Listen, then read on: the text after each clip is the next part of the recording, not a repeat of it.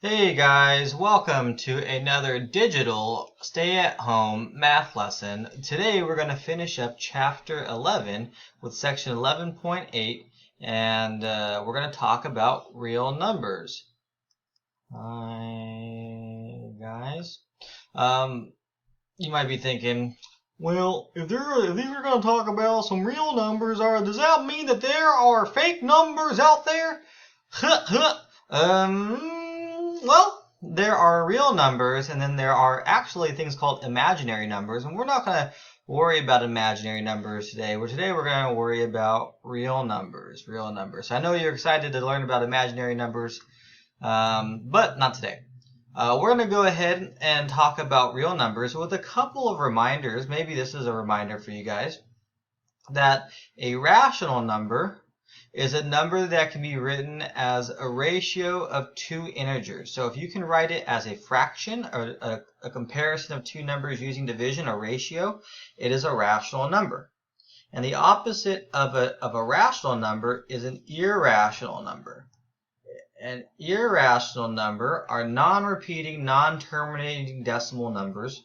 Examples of irrational numbers would include numbers like the square root of 5, where if you type this into a calculator, you get some weird number. Like I can do this right now. The square root of 5, always have my calculator handy, is equal to 2.2360679, blah, blah, blah, blah, blah. There's no real pattern. And it doesn't repeat and it doesn't stop, so that is an irrational number. It's non-terminating, non-repeating. Another popular example of an irrational number is the number pi, 3.1415926 15926 blah blah blah blah blah. All right, this is another irrational number. So these guys are called irrational numbers. Just trying to teach you guys about some numbers. And real numbers are all numbers that include rational and irrational number. Like I said, there are such things as imaginary numbers, but we're not going to talk about them much today. We're going to focus on real numbers. So the first thing we're going to learn how to do is learn how to categorize them into 5 different components. All right, so here I have like a little circle graph that has several categories. Starting with the middle, we have natural numbers and whole numbers, integers, rational numbers, and anything that's not a rational number but is real is going to go in the real number section. I went ahead and put some definitions, shorthand definitions that might be able to help us with qualifying these to the correct category. So the first one we're going to start with is the middle of the circle, the bullseye of the circle, if you will. We're going to go ahead and say natural numbers are also known as counting numbers. These are the numbers that you first learn when you're like a little baby, or when you're first learning how to count and your parents are so proud of you because you can count to 3. And how old are you? This many. And they don't have the heart to tell you that you're really not, 4 years old, you're actually 7. All right. Natural numbers are the first numbers that you learn how to count with. So starting at 1, 2, 3, 4, and bigger, these are all counting numbers. So if I was going to try to classify the number 6 onto the circle graph, it is a natural number, so I would just go ahead and put 6 in the middle right there. Okay. Now, whole numbers, the next category that we should talk about, are counting numbers that include 0. So all the counting numbers are whole numbers, but also 0. So starting at 0, 1, 2, 3, 4, and so on, any whole number is 0 plus all the counting numbers. All right, so if I asked you to categorize the number 0, it would be in the whole number section. Now, if I give you guys, if I asked you guys to classify the number, let's say, classify the number, I don't know, 10. All right, Would it be in the natural number or the whole number section? Which one would it be in? I would put it in the natural number section. Why? Because we always want to start at the middle and then go outward. We want to start at the middle and go outward. We want to see which one can it fit in. Like if I ask you to classify whole numbers, whole number is not a 0 is not a natural number, so it goes to the next section on the outside, which is whole numbers. The next number that I can talk about are numbers that are called integers. We've been talking about integers a lot this chapter. If I asked you to categorize a number -3, where would you put it? Well, -3 is not a natural number because it's not 1 or bigger. It's not a whole number because it's not a natural number, counting number, or 0. So integers would go on this next section. -3 would go in the integer ring. All right. Rational numbers are any fractions or decimals that stop or repeat. So here are a couple examples of rational numbers. 1/2. 1/2 is not a natural number. It's not a counting number. It's not a whole number. It's not an integer. It's not a positive or negative whole number. So rational numbers like 1/2 would go right here. What about 0.7? 0.7 is also a rational number because it is a decimal that stops. All right. What about 0.3 with a bar over it? 0.3 with a bar over it. 0.3 with a bar over it would also be a rational number because it is a decimal that stops, or in this case, it repeats. All right, cool. Okay, cool. All right, so we have one more category to talk about, and these are called real numbers. A real number would be a number like the square root of 10. The square root of 10 is a non-perfect square root. If you type this into a calculator, you get a long number digit that doesn't stop or doesn't repeat. You might type this in the calculator right now and figure out, well, it stops after so many spots. Well, it only stops because your calculator cannot give you infinite decimals. It only has about 9 decimal places to it. Most calculators have limits. All right, so non-perfect square root like 10, square root of 10 is a real number, but it's not a rational number, it's not an integer, it's not a whole or natural number. Alright, let's go ahead and do some examples and see if we can place these. Now my reminder for you guys is to start in the middle. You want to always ask yourself, is it a natural number? You want to go outward. Start in the middle, center, and then go outward. 5. So let's go ahead and check to see where we put 5. 5, is that a natural number? Is that a counting number? Yes, it is, because you can count to 5 with your fingers. 1, 2, 3, 4, 5.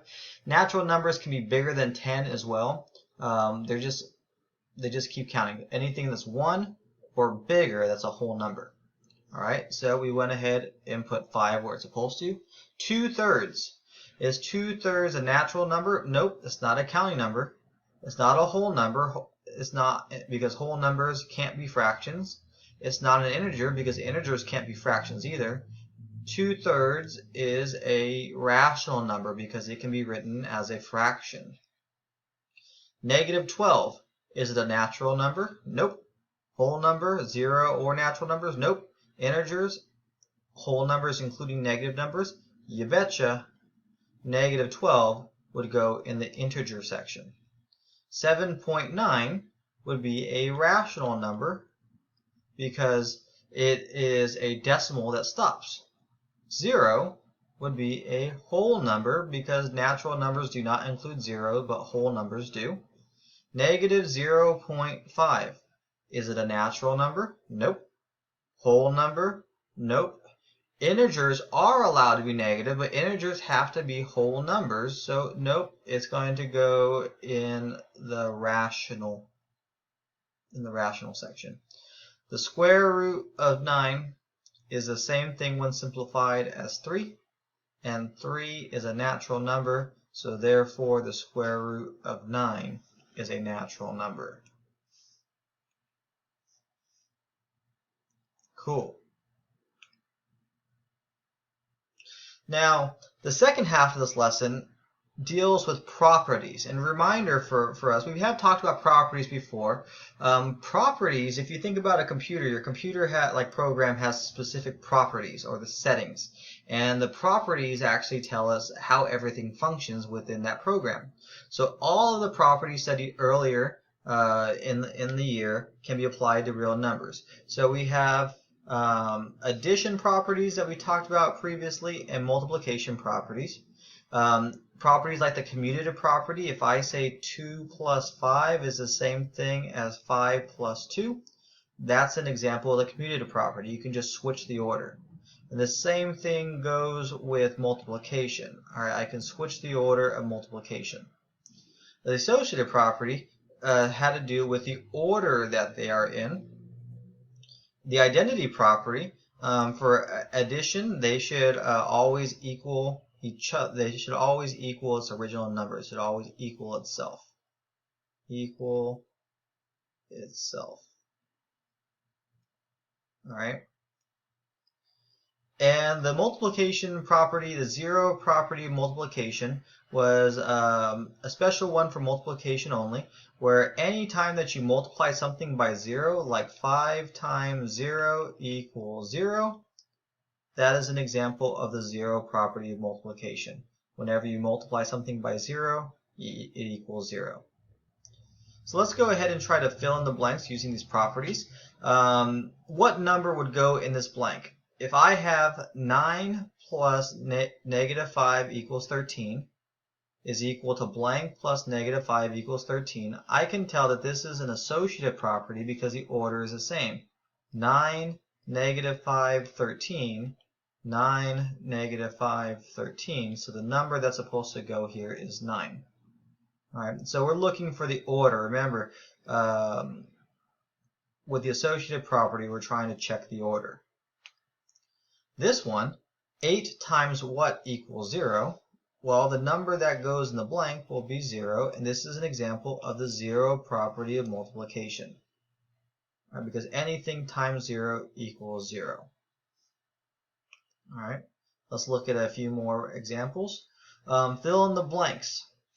7 times 25 is equal to what times 7? Well, the answer for this one will be 25 because this is a true statement, and this is an example of the commutative prop of multiplication.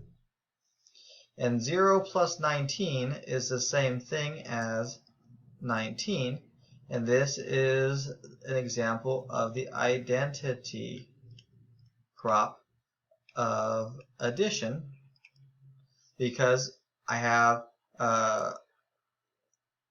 a number plus 0, or a number equals itself. Number equals itself. A new property for us is the distributive property. The distributive property says if I ever have addition and multiplication in the same problem, they can be distributed. They can be multiplied together. Like in this case, a times b plus c is the same thing as a times b plus a times c. So here's an example for you. If I have 5 times 2 plus 3 is equal to 5 times 2 plus 5 times 3, they are the same thing. I can simplify using order of operations, and I get 25 on the left. And then I can also simplify using order of operations after the distributed and get 25 on the right. They're the same thing. Whenever we see the word inverse, we should think of the word opposite. So if I ever have the inverse property of addition, what I should always do is a number plus the opposite will always equal 0. And whenever I multiply it by an inverse, a number times its inverse will always equal 1. So if I had an example like this, what number would I put in the box to make this equal 1? Well, 29 times 29 would cross cancel, and all I have left is 1. So fill in the blanks. What number would I multiply here in order to cross cancel the square root 3? Put a square root 3. So the square root 3 goes in the box, and the opposite of 3 over 5 is negative 3 over 5. What we're trying to do is we're trying to find the inverse, which is the opposite.